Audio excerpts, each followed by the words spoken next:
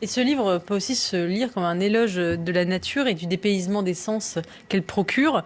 Est-ce que vous seriez devenu écologiste? Vous avez été par ailleurs très critique du mouvement écolo et de ses dérives.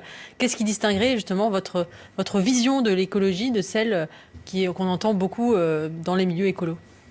Je pense que l'écologie a basculé depuis longtemps dans le catastrophisme. Ça a été son péché mignon, son péché de jeunesse et maintenant son péché de vieillesse. Donc elle pense que l'aventure humaine est terminée.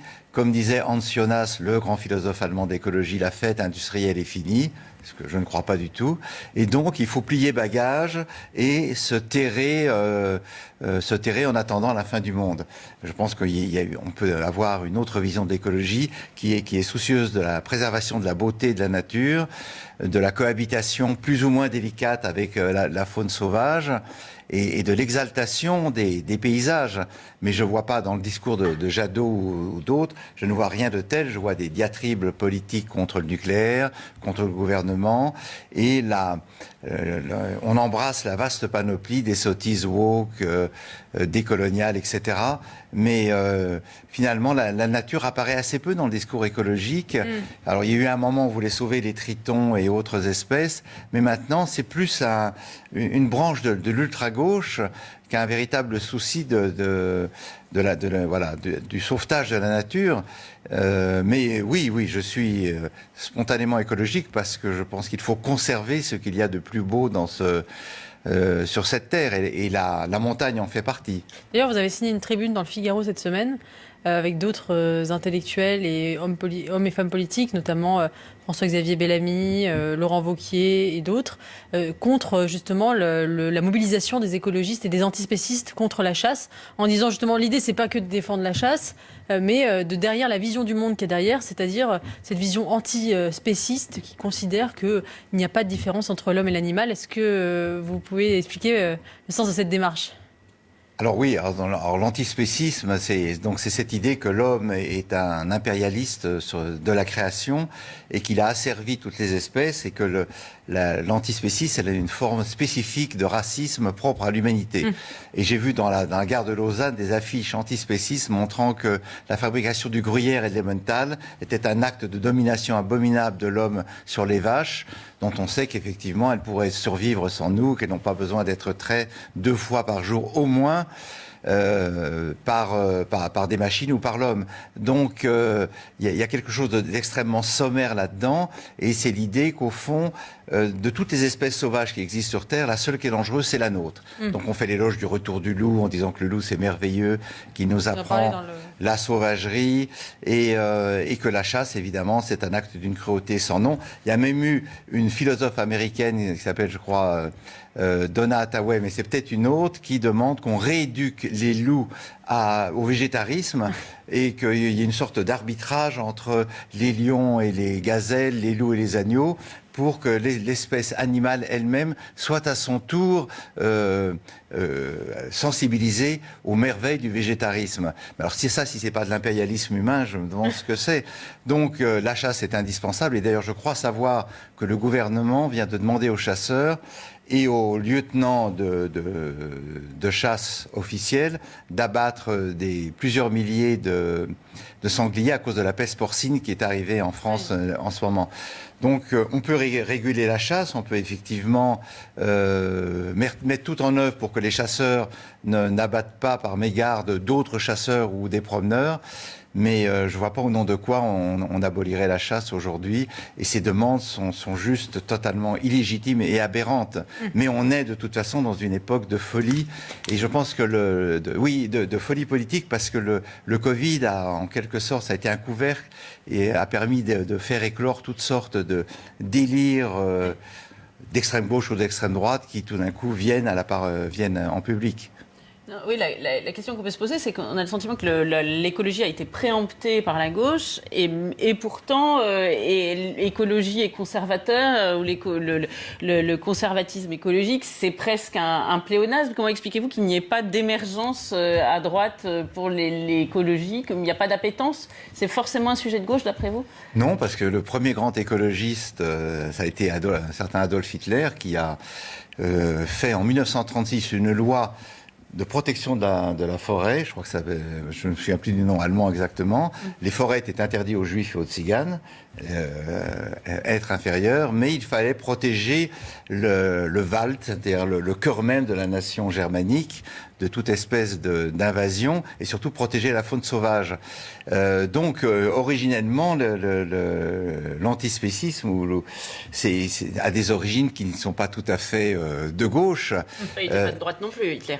Non, en fait, oui, c'est vrai qu'il était sorti du cadre politique classique. Mais il y a eu une écologie de droite. Si Antoine Wechter était de droite, si, il y a eu en France des écologistes de droite, mais c'est vrai que cette cause a été très vite accaparée par l'ultra-gauche qui a vu un moyen supplémentaire de condamner la société capitaliste. C'est-à-dire qu'il y a eu le marxisme, puis il y a eu l'écologie. D'ailleurs, dans tous les programmes des grands partis de gauche aujourd'hui, l'écologie tient une place de choix, mais pas tout à fait la même selon que c'est le PS ou que c'est la France insoumise. Je voudrais redescendre un peu des cimes pour vous poser une question peut-être plus en rapport avec l'actualité de cette campagne présidentielle. Vous êtes un homme plutôt ancré à gauche dans votre parcours intellectuel et philosophique. Un peu moins aujourd'hui. Un peu moins aujourd'hui, vous allez nous dire. Mais il y a plus de gauche. Vous ne vous reconnaissez plus justement dans la gauche telle qu'elle se déploie électoralement. Qu'est-ce que vous inspire finalement l'état de la gauche à cette veille présidentielle qui, on le voit, atteint péniblement toutes causes confondues, les 22% dans les sondages? Comment vous expliquez une telle déliquescence? C'est un champ de ruines. La gauche est un champ de ruines, il ne faut pas se raconter de bobards. La gauche a commis plusieurs erreurs. Elle a été longtemps dans le déni de la menace islamiste. Après le 11 septembre, ça dure encore aujourd'hui, on le voit bien après l'affaire de Roubaix. Toute une partie de la France insoumise explique que ce reportage est un bobard, que c'est un mensonge, que c'est de l'intoxication. Donc le déni. Alors quand même pour les Français qui ont subi Charlie Hebdo, le Bataclan et un certain nombre de meurtres, ça paraît difficile à avaler. La gauche a renié ce qui était son cœur de cible, qui était le progrès. Et ça, l'écologie politique a évidemment beaucoup de responsabilités là-dedans. Nous ne sommes plus dans le progrès c'est fini. Désormais, il faut avancer en regardant en arrière et essayer de réparer autant que faire se peut les dégâts engendrés par l'industrie et l'économie de marché. Et puis la gauche a renié aussi la laïcité. La laïcité est désormais une notion qui est placée à droite. Et donc, quand vous dites que vous êtes laïque, on vous traite de l'eupéniste. Ça fait quand même beaucoup pour un parti politique qui s'est réclamé de Jean Jaurès et de Léon Blum. Et dans les dernières sottises proférées par des journaux de gauche tout à fait honorables, je pense à certains quotidiens du soir, l'alimentation est devenue un enjeu politique. C'est une guerre de classe. Mangeosphère, on appelle ça. La mangeosphère est une fachosphère. Donc si vous prenez le beefsteak, steak frites, le sang du beefsteak est un sang brun, donc ça veut dire que vous êtes un fasciste. J'ai lu récemment dans le Monde que la blanquette de veau manifestait une blanchité identitaire. Alors là, je dois dire que je suis tombé de mon siège. Blanchité identitaire, d'abord parce que la blanquette de veau n'est pas blanche, elle est brune, marron, enfin, quels que soient les ingrédients qu'on ait mis dedans. Mais ça veut dire qu'au fond, plus la gauche perd pied face au réel, plus elle s'enracine dans des détails minuscules. C'est le narcissisme de petites différences pour dire voilà mon bastion, et en dehors de ce bastion, il n'y a que des fascistes, que des réactionnaires. Et c'est catastrophique parce que plus la gauche se désagrège, plus la droite se désagrège elle aussi. Oui. Et donc, évidemment, c'est tout bénéfice pour les centristes. Oui.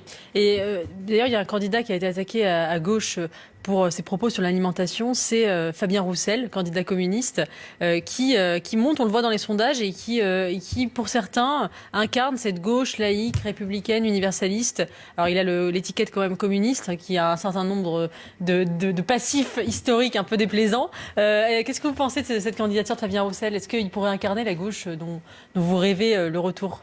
Il y a des points très positifs chez lui. D'abord, la défense du beefsteak, du vin rouge et du fromage qui a fait hurler les écologistes et les décoloniaux me paraît assez saine. Lui, il s'occupe de l'alimentation populaire et non pas de l'alimentation des bobos, comme il appelle à gauche boulgour, quinoa, soja. Oui. Ce qui est assez drôle. Il est le seul à avoir cité, avoir défendu les Turcs et les Kurdes, pardon, contre les Turcs. Ça, il l'a dit dans son meeting de Marseille. Alors pour le reste, vous avez raison, malheureusement, le passif communiste c'est là, les solutions économiques qu'il préconise, je ne suis pas sûr qu'elles seraient tout à fait appropriées à notre situation. Mais il a une bonne tête, il est sympathique et parfois, je me dis, je vais voter pour lui au premier tour, ne serait-ce que pour appeler au renouveau de la gauche, parce que l'effondrement de la gauche est une très mauvaise nouvelle pour toute la société. Nous avons besoin d'un monde politique qui marche sur deux pieds. Et quand un des pieds fait défaut, l'autre est malade aussi. Donc voilà, c'est la bonne surprise de cette campagne. Merci beaucoup Pascal Bruckner, et si vous voulez prendre de la hauteur, vraiment je vous recommande Dans l'amitié d'une montagne aux éditions Grasset. Et justement, une toute dernière question en 30 secondes pour nos téléspectateurs qui peut-être ne connaissent pas bien la montagne. Il faut la découvrir l'été ou l'hiver?